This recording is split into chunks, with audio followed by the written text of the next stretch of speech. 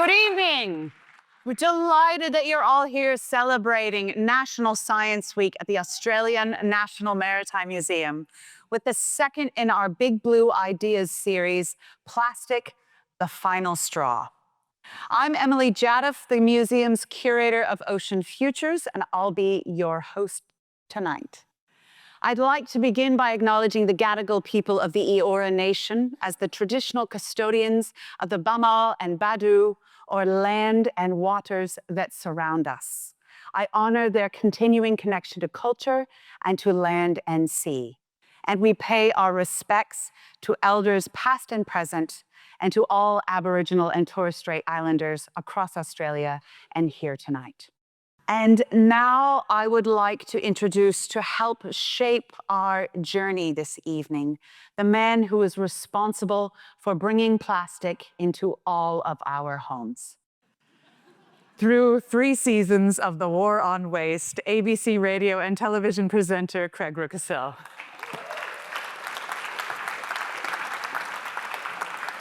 What an absolute stitch-up. I bought no plastic in any of your homes.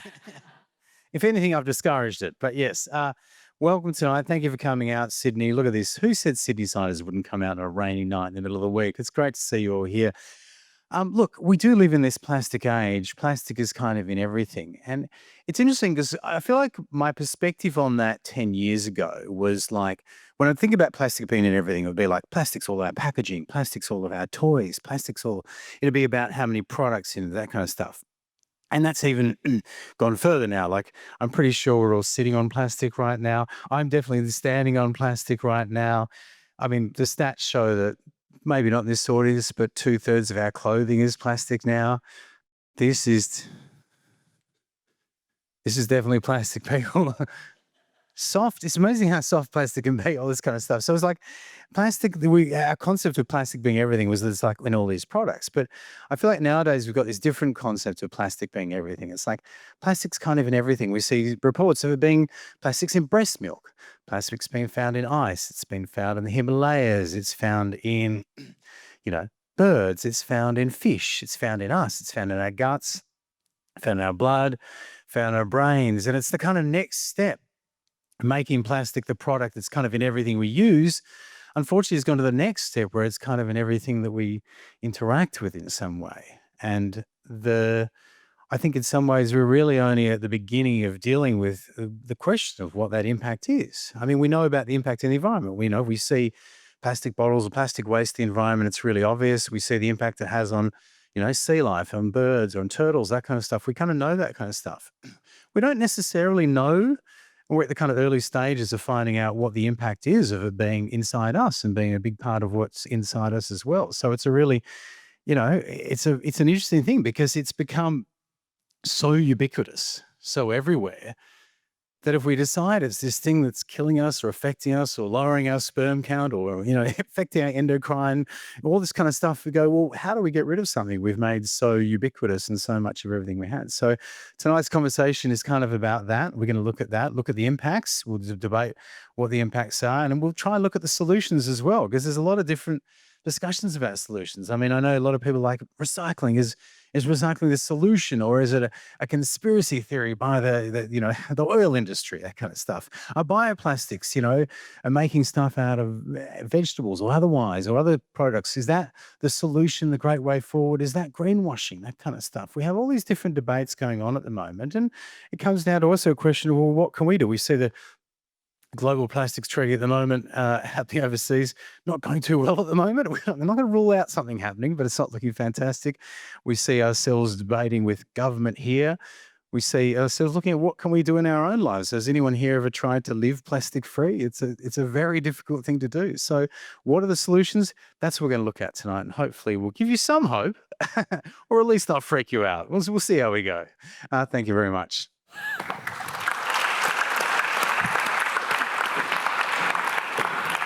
Thank you, Craig. What a brilliant start. Now, for this event is in 2 parts. So in this first part, we're going to meet one-on-one with each of the panelists and get a little bit about who they are and their background and their plastics story. and which you've covered quite a lot of ground already there.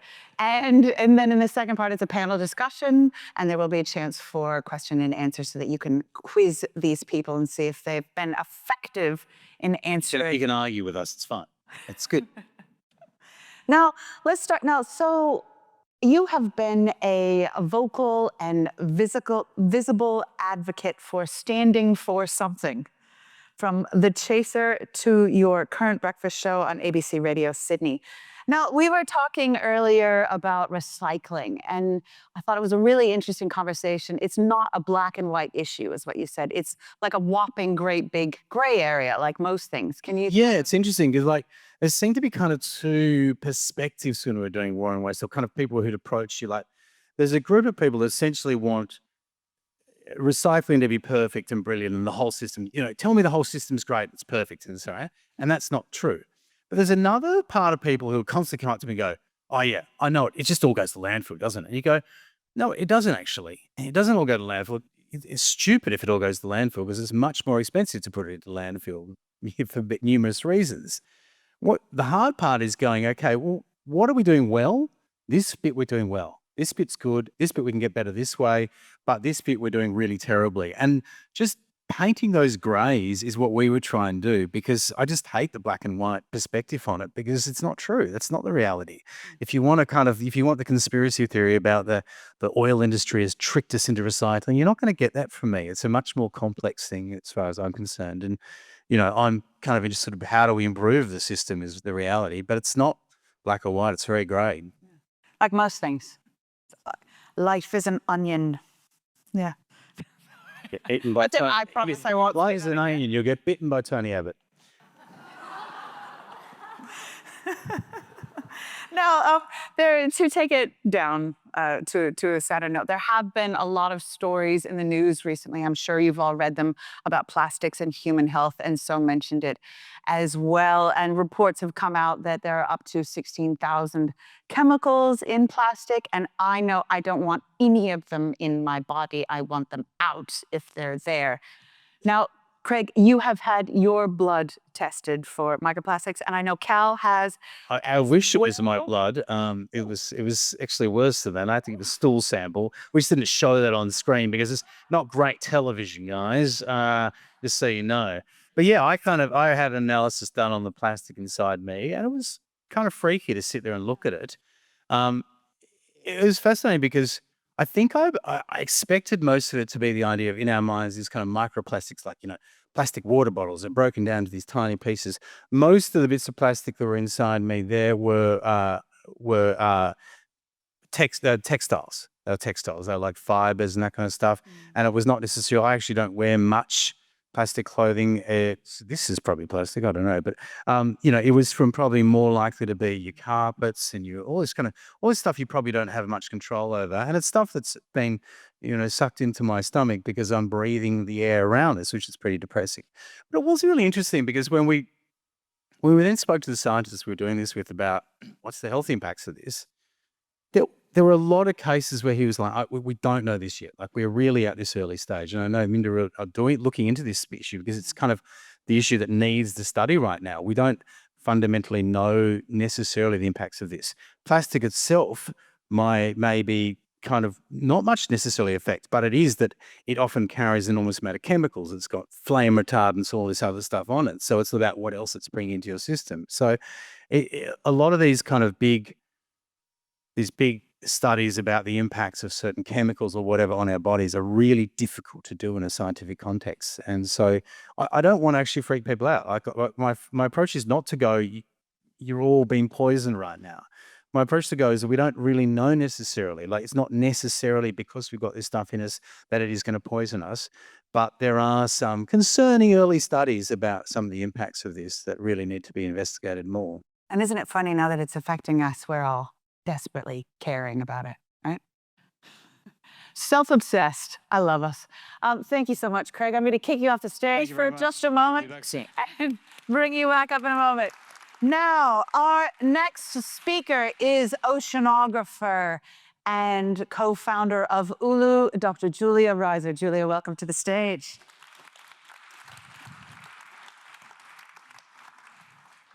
Now, Julia, you've had a fascinating journey. You started out as an oceanographer and worked on the getting plastics out of the ocean side with the ocean cleanup and with the Seabin project before founding Uluu to develop plastic replacement or plastic alternatives. Why did you make the switch? Yeah, it's been an interesting journey, isn't it? I guess, I'm originally from Brazil. I used to study sea turtles and looking at what they are eating, and they were eating a lot of seaweed, but also a lot of plastic. And then start looking at this from a marine ecology perspective. Moved to Australia, did a PhD fishing for microplastic in Australian waters back then in 2011. It was quite alarming. It was like, oh, there's a lot of microplastics in the ocean. Nowadays, it's in our blood even, But, my first reaction as an oceanographer is like, let's go to the ocean and just fish for it and clean it up. And yeah, I think as that went on and the years came up, it's like, we need more than just clean up. Like, that's also important. And we need cleaning up, which involves going to the ocean and removing it. We need recycling, which in my opinion is a form of cleanup, this petrochemical material. But most importantly, I felt really driven to be working on replacing these fossil fuel materials with something better. So now I'm founder of this startup called Uluu. And in a nutshell, what we're doing is feeding a bacteria with seaweed, which is a marine plant. And then this bacteria gets fed with a material that's called PHAs, which weirdly behaves like plastic, but is natural. And by natural, I mean is made by nature. So nature understands it and is actually truly biodegradable. So you can reuse it. You can technically recycle, just like plastic. But most importantly, in our opinion, is also compostable. So it empowers consumers, businesses, and governments to actually compost this material. Even at home, you can chop it up, put in your home compost with your food, and it's gone in a few weeks. So that's the magic of this material that's called PHAs. Of fat bacteria. It's a special bacterial fat, basically. Yeah. I love that. And I mean, you're my oceanographer here in the panel. So why is plastic in the ocean a problem? Yes, I think most of you know, but it's actually good to remind ourselves. I think unfortunately, as an oceanographer, we can tell that the ocean is downhill for everything we do, right? So in a sense, it's like our being for anything that we're not controlling in waste management. So unfortunately, all the plastic rubbish or any kind of chemicals and things that we produce that are not well managed, they will eventually end up in the ocean. So marine life is what's suffering the most with pollution, such as plastic pollution. And that if it's a big object, you can have entanglement, that we see a lot of like sea turtles with straw on their nose, or seals with fishing nets on the net. So you have those entanglement impacts. But also all the creatures can eat this material that's lasting forever in the ocean. And that has also impacts to them, be it physical, getting too much in your stomach that you cannot poop anymore because it's just plastic stuck there. Or it might be chemical impacts like the humans are suffering from that. But in the ocean, there are areas there's so much plastic that on them is even worse. Like the sea turtles in Brazil, then I used to open on the beach, like you see those turtles coming up. 90% of them, you open their stomach, and it's pretty much just plastic. And you can tell that they are dying from it. There's an image in the Ocean Photographer of the Year exhibition that's on in the museum right now that Justin Gilligan took. He actually won Ocean's The Bigger Picture, the award for it. And it's of a muttonbird, and its stomach was so full of plastic that it crunched when they grabbed it. And they extracted all the plastics from the bird and displayed them next to it. And that's the winning picture. True. Thank you so much, Julia. I really appreciate it. I'll see you on the stage in a minute. And now I'd like to welcome to this stage one of Australia's leading youth ocean and climate champions, Kal Glanznig. Thanks for having me. Thank you.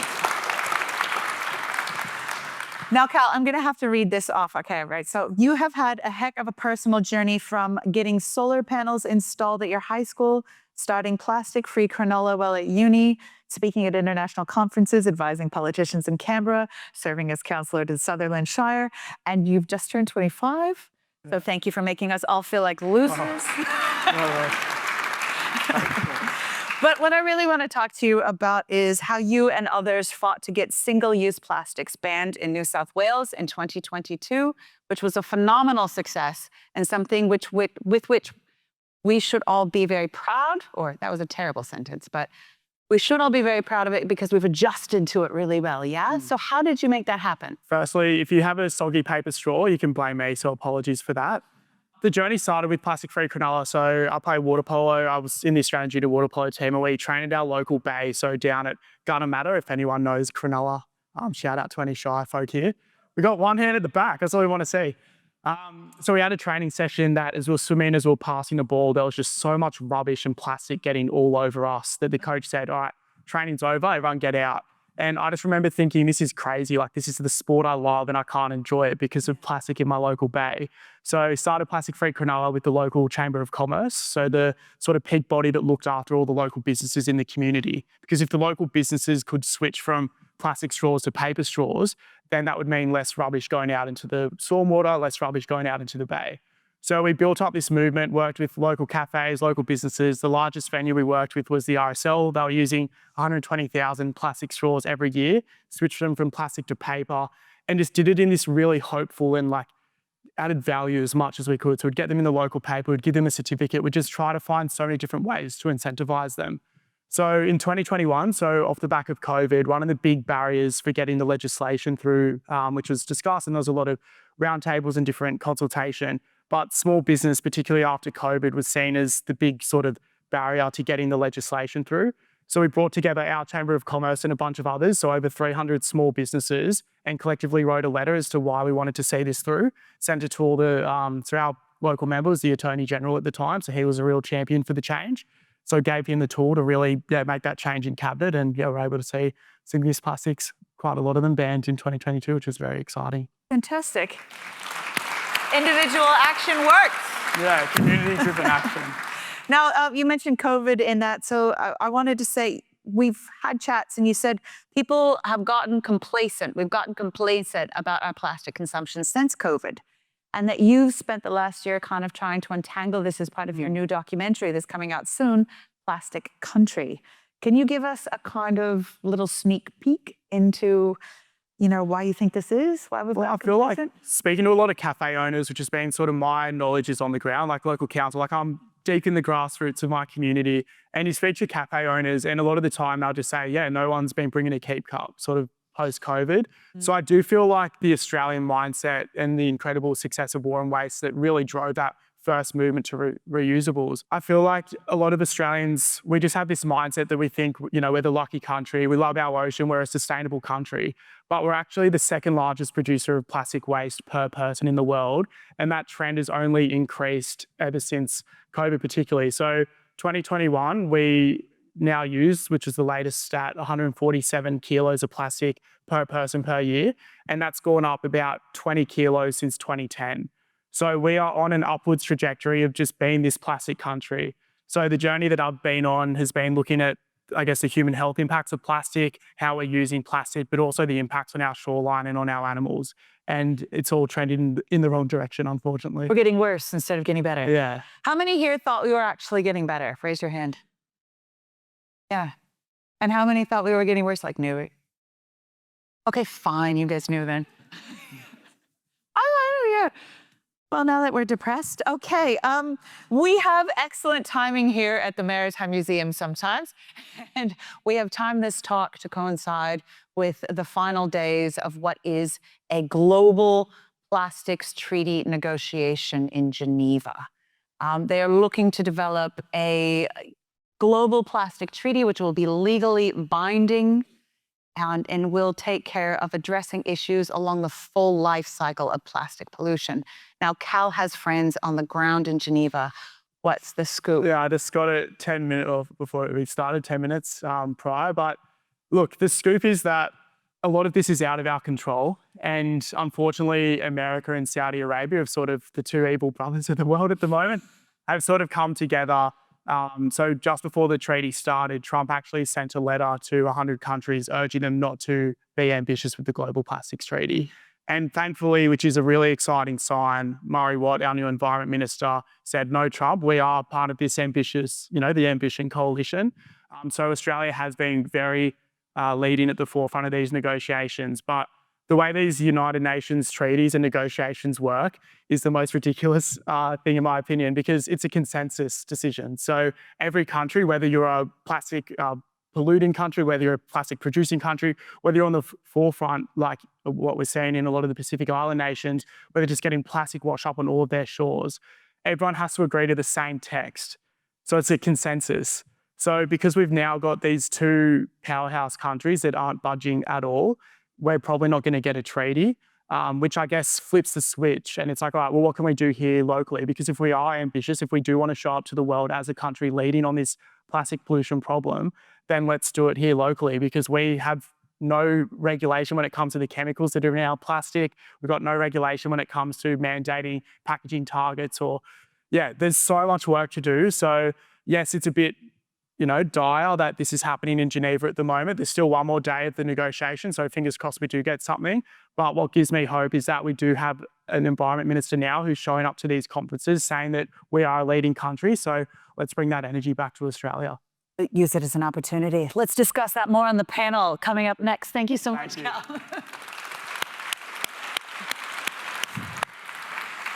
And now to round out our Get to Know You session, please put your hands together for behavioral and systems researcher Jennifer Macklin, who is here to tell us that it's not all our fault. Hello, Jennifer. How are you? Thank you so much for joining us tonight. Now, your research at BehaviourWorks is about, I'm going to read this as well, developing effective policies and programs for household organizational and system-wide change towards more circular futures, which is a lot. So let's start at the bottom. What is a circular economy and why do we need one? Well, the circular economy is an idea or an approach which is to stop focusing so much on waste and talking about waste and going upstream and just thinking about the resources and the materials that we're using holistically. So what are we taking out of the ground and the air and the ocean? How can we reduce the amount of resources that we're taking out of the ground by using less, by needing less, and then by keeping whatever we are using in use for as long as possible? So it's actually about, having products that will last a really long time that we can reuse, repurpose, repair. It's about having buildings that can be used for different purposes so that when we don't need it in its current form, we can use it for something else. It's actually about trying to reduce what needs to get recycled as much as possible. But when that happens, that we do recycle it and it doesn't end up in landfill. Yeah. You know how everyone used to, we used to do this, we used to do it. I mean, my mom used to just use the bag again and again and again. Is that true? Yeah, look, a lot of the principles of circular economy are things that we actually used to have. I have had so many talks with my grandmother about how she grew up during the Depression, and the things that she talks about are now the things that we're talking about. But it's not about going backwards so much, because a lot of what used to be was a lot of people really struggled for resources and they worked really hard to make the most of what they had. What a circular economy is about is actually broadening the responsibility to government and to industry and actually making particularly industry get involved in some of those solutions. And a really good example is, we mentioned keep cups before. So single-use plastic coffee cups are not great. And one of the solutions that came was a keep cup. But a keep cup required every one of you guys to take responsibility. You had to go and buy a keep cup. You had to make sure that you brought it with you everywhere. You got rid of the gross bits before you put it back in your bag. You washed it, you got it back in your bag the next day. It's a huge amount of responsibility for individuals. What a circular economy is trying to maybe shift that on its head and say, well, how do we create reuse systems so that you don't need to have a keep cup? So that when you go into a cafe, maybe they give you a cup and you can return it to the cafe, or you can return it at your workplace. Or maybe we have drinking fountains so that you don't need to carry it at all. So it's not just about us all going back and trying to be very careful with everything. It's actually about changing the way that we operate collectively so that it's easier to keep things in use. The truth is that if it's cheaper and easier, everyone would do it, right? I think life is Going off script. life is so hard at the moment, right? In our family, I probably waste more food than anyone else in our family because I buy pre-packaged salads that are pre-cut, because if I don't have them in the fridge, I will often not eat anything healthy at lunch. But if I'm really busy and I don't get a lunch break, which is most days, that salad goes off really quickly and I throw it out and I feel really bad. But it's either just don't eat salad at all, just eat carbs, which is pretty bad for me, or buy this and risk throwing it out. And I work in this space and I'm struggling with this, right? So it's about how much we're being asked to do individually and not taking that too much on ourselves and understanding that the system currently is operating in this way. And what we want to do is change the system, not individually create our own little solutions. Don't you waste your time on the little stuff. I mean, still, Prioritize your time to where you're going to have the most impact and value. I knew you would say it better. Now, why do we have all this stuff already and how is it ending up in the ocean? So this is one of the things that has kind of changed over, the last 30, 40 years, as people talk about a convenience culture, but it's really, for me, it's a lot about single use. So we have items where they're designed to be used once and then we don't need them anymore. And like I said, this has become endemic. It's so hard now to go anywhere when you're out and about and not get things in a single-use cup or in a disposable wrapper or something. So we just have all this stuff that's being produced. And it's because a lot of us buy into this idea about needing to be, super successful and super social and super awesome at everything. And our lives are so busy that we don't have the time and the headspace to do those little things like wash everything and get it all set up and have it in place. So society, business has made a lot of money out of making a lot of stuff and convincing us to buy it. And then convincing us that we don't need that bit anymore and we can buy something else. And so we just have so much stuff that exists that we collectively aren't managing. And so a lot of it is going into landfills or even to recycling, and we're getting some of it back. But some of it is not making it into the waste management, as you said, Julian. It's what we're not managing that then ends up into the ocean. That's the problem I want to fix. When we have to talk about that one on the panel as a group. Everyone else is nodding. Thank you so much, Jennifer. Well, welcome back, everyone in the audience and on the stage. Now, we've all talked a little bit about your individual expertise and experience and how you're all coming at the problem from different angles. We've gone individual action, we've gone reaching outside that to create a community, to using science to find answers through products or societal changes. And now we want to go towards the solutions. So let's get started. Because it is the name of this series, we're going to go big picture first. What is your big blue idea for solving the plastics problem? Calling it instead of problems. So go nuts, Craig. Take it away. Okay. Well, look, besides scientists just coming up with brilliant solutions, I think when I look over the years at where some of the solutions have come from, so let's look at a couple of examples of where it kind of recycling or reusing works. Generally, it works in a situation like, for instance, when we put a 10-cent charge in place for single-use plastic bags, it changed by about 80% people's use of those single-use plastic bags. It didn't solve the problem totally, but it had a massive impact on that because it was finally a price. There was kind of price signal that did that.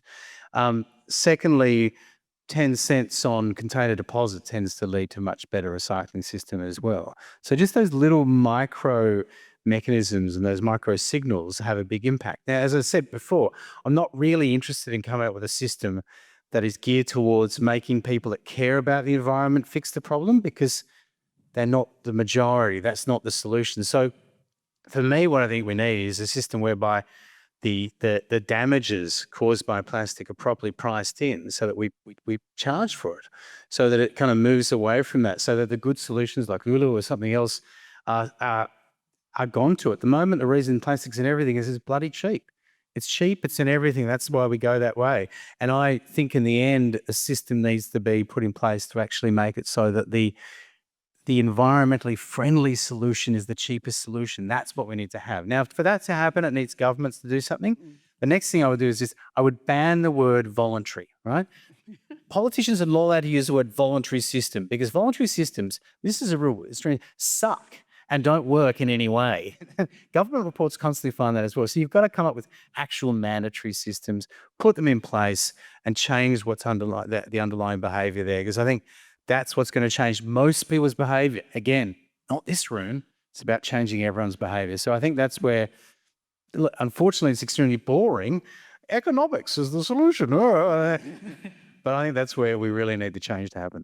I can't remember the saying, but it's something like the kiss and the lash, you know? It's the incentive and the punishment. Yeah, absolutely. Would you guys agree? What do you think?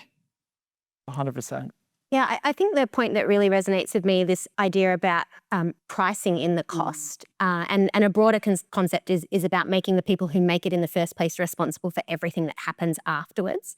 So we talk about producer responsibility, and it's really interesting to hear about the health impacts, because that's beyond my research. But it shows that the impacts are even larger than just, is it ending up in the ocean or is it ending up in a bin? It's actually, more broadly, is the carpet shedding.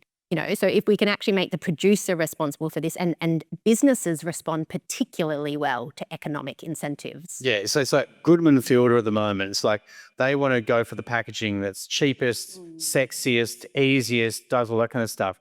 And they don't really care about whether it's recyclable or reusable or whatever, because they don't deal with that. That's dealt with by a council and a waste recovery thing that had no input into this part here. It's the most ridiculous system. It just drives me insane. It's like the people who create it have no role in the end. And if we made it so that, hey, you know what you just made?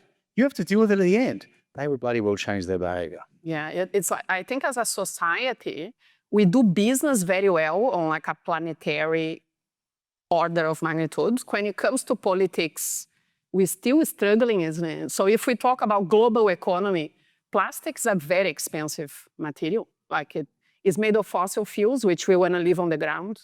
It releases all these persistent microplastics and chemicals that's affecting our health. So more bills in the hospital.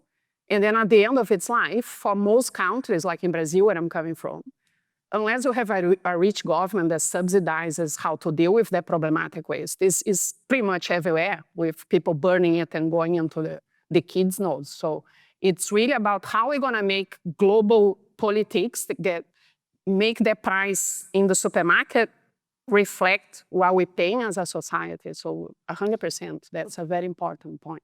These sound really great, but as Kal has just told us, we got no chance for global change at the particular moment. So how do we then enact this change here in Australia? I think going back to what Craig said about voluntary schemes and the fact that they suck, which I don't know if that was a pun on the final straw piece, but very clever. It was not clever. Oh. Accidentally fitting. Yeah. An example of, I guess, like a voluntary scheme so 8 years ago, the federal government set out by 2025, we're going to have 100% of all of the packaging to be recyclable, compostable, or biodegradable. Okay, businesses, go and do it, volunteer, let's do it. So it's 2025 now, and does anyone want to have a guess about what percentage we're at? Oh, 0. Who said that? That's fine. What did I tell you about black and white? It's spray, okay? So what? Yeah, close. So 13%. So we just lost 8 years of progress, because instead of setting by 2025 mandatory, we need to be 100%. We said, okay, voluntary, good luck everybody, please do this. And we've had, different change of governments, ministers, etc. And now we're at pretty much square one again. So when it comes to the Global Plastics Treaty, and I guess building on sort of my big little idea, is looking at how do we clean up our act at home, and how do we then export our innovation, our IP across the world? Because at the moment we show up to these treaties, we show up to these international events, COP, the climate change conference as well.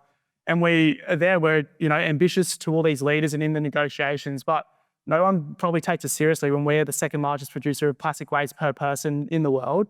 And how do we actually clean up our act here and then export that IP and that leadership to our neighbouring countries, and not rely on the UN framework, which is, for those who follow climate change, we're at COP30 this year, so 30 years of the same negotiating. The Global Plastics Treaty was meant to be wrapped up November last year, so they pushed it, because it didn't happen, to August this year, and then there's talks if there'll be another treaty negotiation if this one falls through. So my take on how we sort of solve this issue globally is if we can sort it out here locally with our innovation, with our ideas, and then use our relationships with our neighbouring countries and then bring that IP and support them on their journeys as well once we sort ours out here. Australia, the leader. I like that. We should be. I mean, you could see like when we had the Women's World Cup, like we were, like Australia, we've got it in our culture to be the leaders in the world. So why don't we do it for the environment? What do you think back there, Jennifer? I agree totally in terms of focusing on what we can do here in Australia. And it's interesting that you talk about the packaging because it was set up to be like a voluntary scheme, but it's become clear that there are a lot of problems. It's not just that people aren't trying. It's that the system is really, really complicated. It's actually really hard to make something that is recyclable, then to ensure that it gets to somewhere that it can be recycled. Then someone will actually buy the recycled material and turn it back, right? It's an entire system that is not working. It's not just that, some people don't care and aren't trying. But the government has recognised that and they are now talking about what mandatory packaging policy might look like. So there has been some movement in Australia at the moment at the federal and at the state level to start kind of mandating some of these things. Another example that's not plastics, but in New South Wales is just mandated around batteries because there's a real problem around batteries. So we are seeing some appetite newly in the last few years to do some of this mandatory work. And I think that's going to be really important. What's some advice for all of us here in this room who go, all right, these experts have said mandatory, that's where we need to go.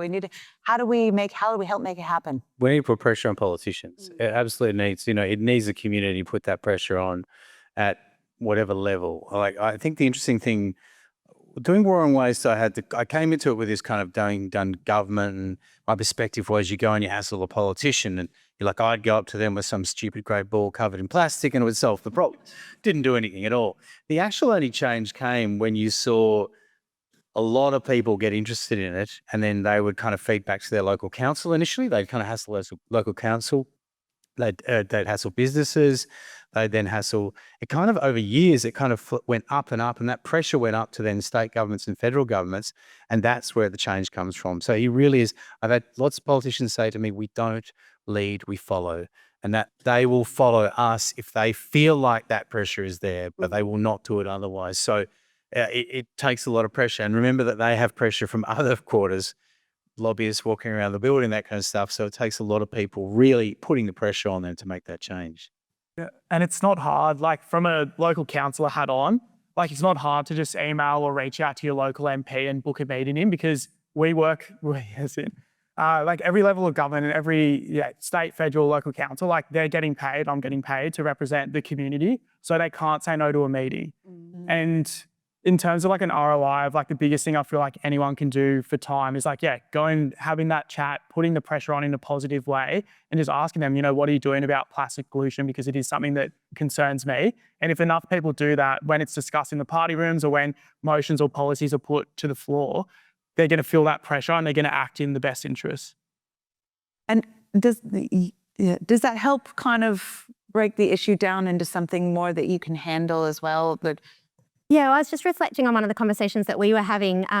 Emily kind of said to me, I was out one day and I was really thirsty and I'd forgotten my, my water bottle. So I bought a bottle of water. Like, was that a terrible thing? What else could I have done? Yeah. And I was what do I do? What's my alternate solution? Help me, Jennifer. That's right. So we work in behaviour change. Like, why do people do the things that they do? And why do they not do things that we might collectively want people to do? And one of the things that we see is that a lot of people are trying to solve these solutions on their own, right? So a lot of us, I do the same. We have a reusable keep cup or a reusable water bottle, and we're trying to reduce our impacts by ourselves. And where you can, like, that's great. Where you have the time and you can invest in finding those solutions and building those solutions into your lives, absolutely. But where you can't, where you're under pressure or where you can't find a solution that works for you, I don't think that continuing to push in that direction is the best thing that we can collectively do with our energy. I think it's to look at a problem and say, well, who else is part of this problem or who else could be part of the solution? So if you're somewhere and you don't have a water bottle with you out and about, well, why isn't there a drinking fountain, right? And who would be responsible for putting a drinking fountain in? And instead of, worrying about not having it, you're thirsty, buy the water.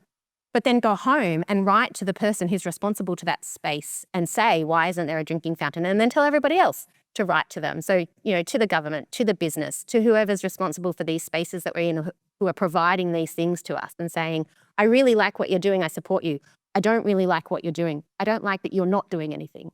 actually starting to feed back to all of the organizations and businesses and government, I think collectively that's where we could have much greater impact for our energy, because our energy and our effort and our time often is limited. So focusing it in those directions where you're going to have big change, I think, rather than feeling guilty or feeling ashamed because you can't fix all of these problems in your own life, or maybe you do have, quite a good handle, but there's other people around you who aren't doing it. Don't get frustrated or feel guilty about this. Direct it back out to the people who have the power. That's a good one. But say if there was something that you were really, really angry and guilty, or not guilty, but angry and upset about, what's the one thing in this sort of whole plastic problem, everything that's going on in the world, that you would just burn it all down? Or, the one thing that you would stop if you had the power to? I think the thing that actually makes me really angry is just how long change takes. I get really frustrated by how long it takes to see this change. But that's not necessarily a bad thing. That's just how it is. If you actually go back and look at any of the big changes, there was a moment where things changed, but there were years and years and decades of trying to create that moment. And it just takes time. And that's what I really struggle with, because I see these little things and I think, yes, I want more of it. Why don't we have more of it? And then I think, oh yeah, because it's complicated. We are getting progress, not necessarily in the stats and in the places we want at a high level, but you see the little things happening. And that's how I get really frustrated, really angry. And then I have to step back and say, but that's okay. We are moving. We just got to keep moving. I think also when we're talking about plastic waste solutions, we shouldn't use the term, what do you just want to burn down? Because that is literally one of the solutions that people keep saying. They say we should do waste to energy, which is to burn plastics in order to burn our waste. And it's something that really appeals to people. And like people go, oh, this is great. Instead of burying it in landfill, we're going to do waste to energy. We're going to burn it. They're doing it in Perth at the moment, and it's done, done in Europe and that kind of stuff. And the reason I really love that as a solution is that when you think about our waste, a large portion of it is plastic. And what is plastic? It's oil.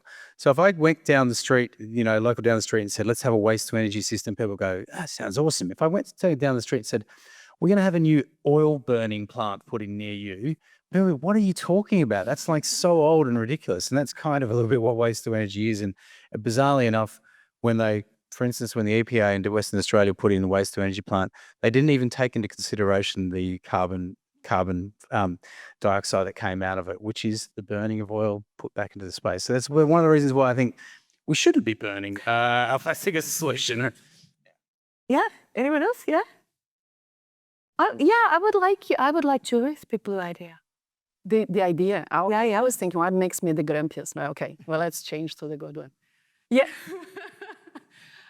I think the blue idea that we've been working hard at Uluu, it's really around the circular bioeconomy. So like working with nature to come up with better systems that we borrow things from nature, but we give back to nature. And I think for us, at Uluu, we're very enthusiastic about these marine plants that are called seaweed. So we can get a lot of carbon pollution from the atmosphere through those marine plants because they do photosynthesis. So we're kind of removing the carbon pollution that's causing climate change. And then the biomass, which is carbon rich, can replace fossil fuels. And then we can use it for materials. We can use for materials in potentially energy as well.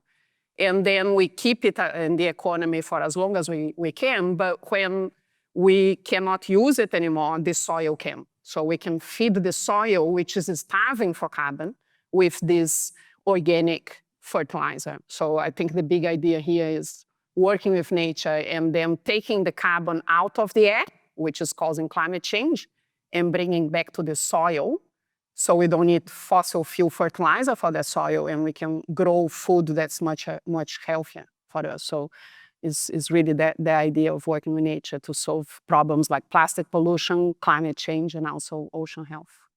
And the museum has acquired, I think, the third ever Uluu, it's a surf comb, ever made into the National Maritime Collection.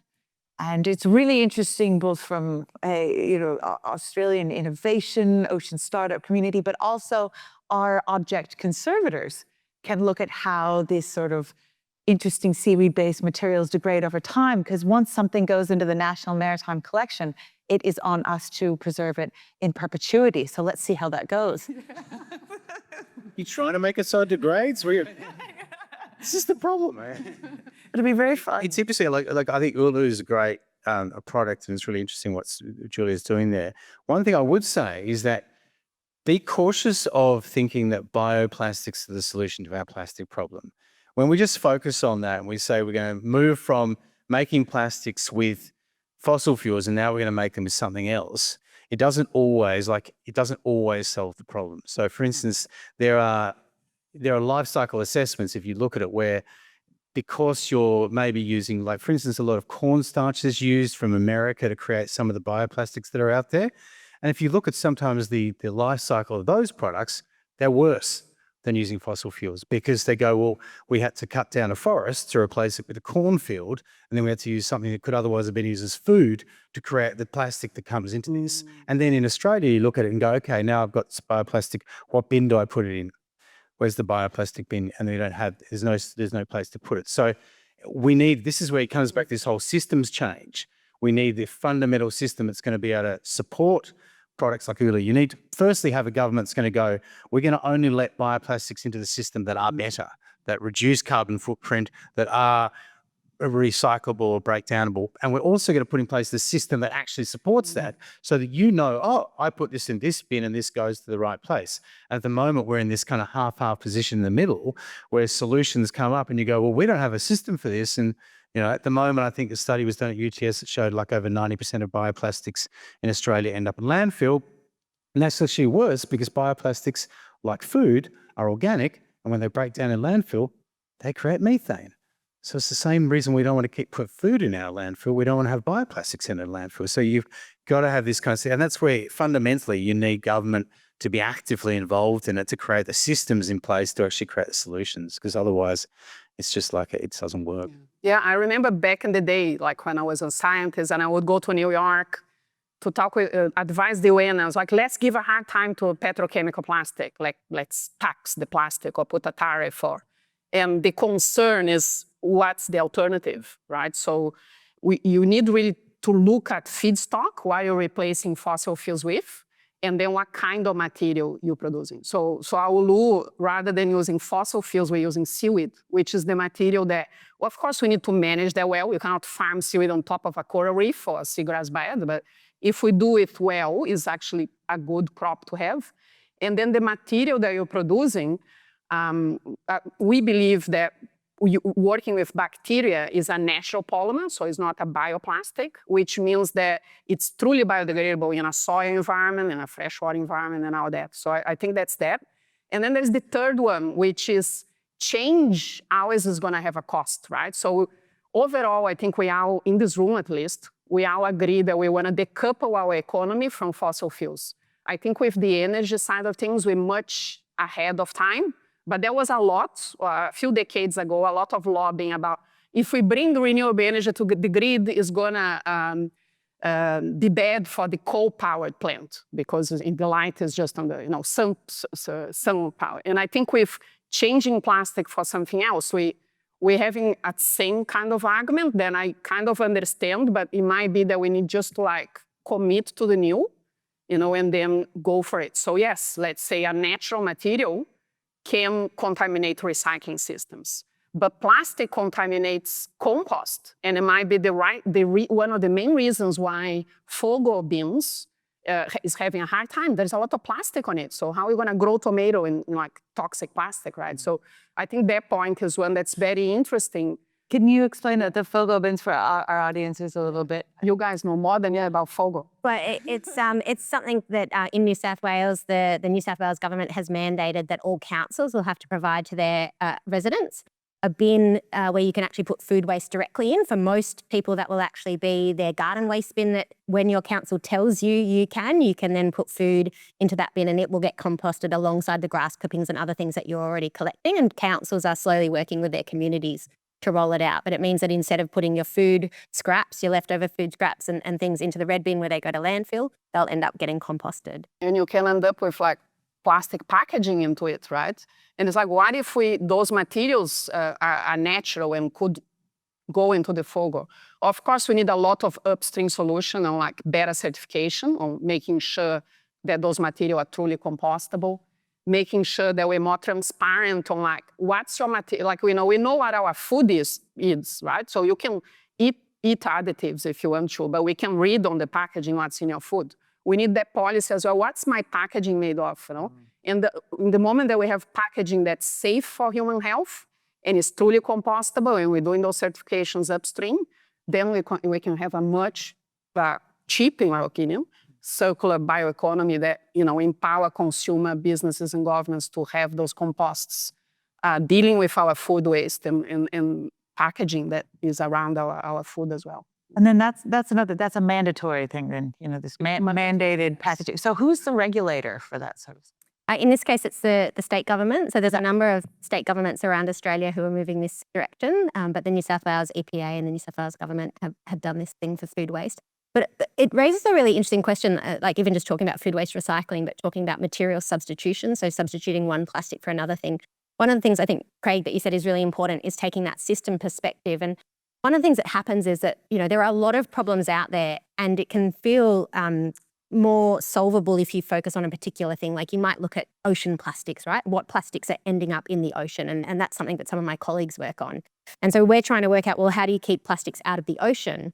But then we hear about the health impact, the potential health impacts, the possibility for health impacts that come from plastic carpet, right? And then I'm like, well, keeping plastics out of the ocean is not going to necessarily solve all of the problem. And you know, making plastics that are not made from fossil fuels solves one part of the problem.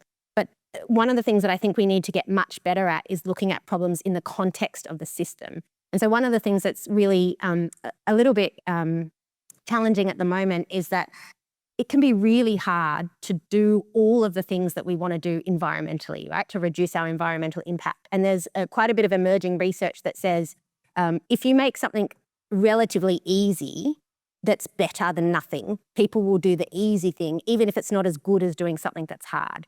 So one of the things about food waste recycling is that once you get a food waste bin, a lot of us probably try to waste less food. But if you know that you can put it in recycling instead of landfill, in the moment, you might be less likely to make a little bit of effort to save this from being thrown out because at least it's getting recycled, at least it's getting composted. And we call it moral licensing. We actually license ourselves to take an action that's not quite as good as something that we might do.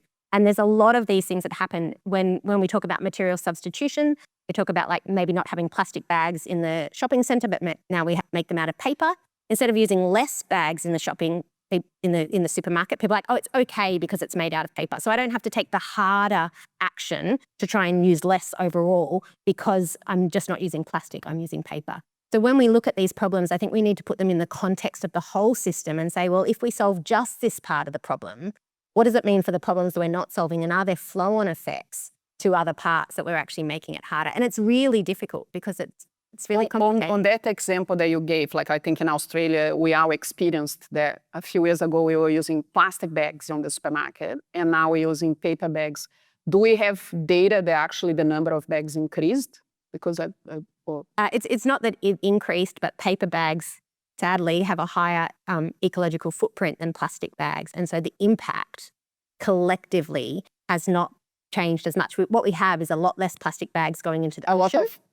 Bags, the number gray areas. The number bag decreased as well, right? So we're using land Increased initially, but what Jen's saying is right. Is that then if you get the alternative, it's like I can use a single use, but it's paper. Oh, that's okay. Whereas still the best solution is actually taking your plastic green bag that you use 400 times remains the best option, rather than just getting paper bags every time you go. That has it's the reuse of something that is the best approach. We no matter what. So I think we're using more reusables. I am using more reusables. Since you paper. Yeah. And then the paper ones, at least myself, I bring back to the supermarket. So when you compare on a single use, yes, the paper can be worse because we don't look at microplastic leakage and a lot of things we don't quantify the effect. But at least I can tell by myself, I don't research the area, but I bring my paper bags. When I forget my reusable, I'm like, oh my God, I need to get the paper one. Jennifer said, yeah, bring back this, but I don't know if that's a common thing or not. It is? Okay. And you shouldn't feel bad. You shouldn't feel bad because you're trying, and that's okay. But you could also be asking, why is the supermarket, not coming up with other solutions like direct to boot? Yeah. What if you could just get it straight into your boot and then you didn't need the bags at all? I think this is a really good place to wrap up. I just want each one of you to say one very quick thing that gives you hope. I think just the amount of grassroots support and that base of momentum that is there for plastics, I feel like the more research that comes out about the human health impacts, the more that we see what's happening with our country with plastics. I am very optimistic and hopeful that our governments can do the right thing, that the mass can do the right thing, and we can turn this problem around. Great. You can go next in case you don't have any. Look, there is positive change happening there. Look, I would say if by 2050 are we going to solve the plastic problem or the renewable energy problem, I feel like we're much more down that avenue at the moment. We need a lot more research. We need a lot more to happen on the plastics front, but we need the pressure to keep up. And I think the thing that gives me hope is seeing how many people care about it and how much pressure has been put on the decision makers. That's the thing that gives me hope. Great. Julia.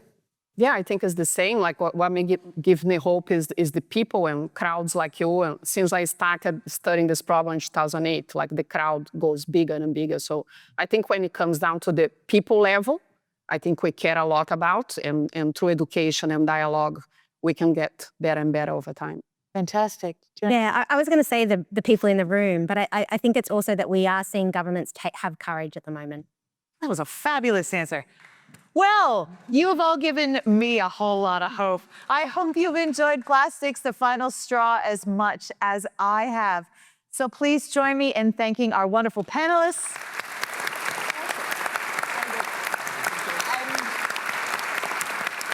Our program partners, the Minderoo Foundation, and all of you for caring enough to come out tonight. Together, we can all feel like part of the solution. Thank you so much and have a great night.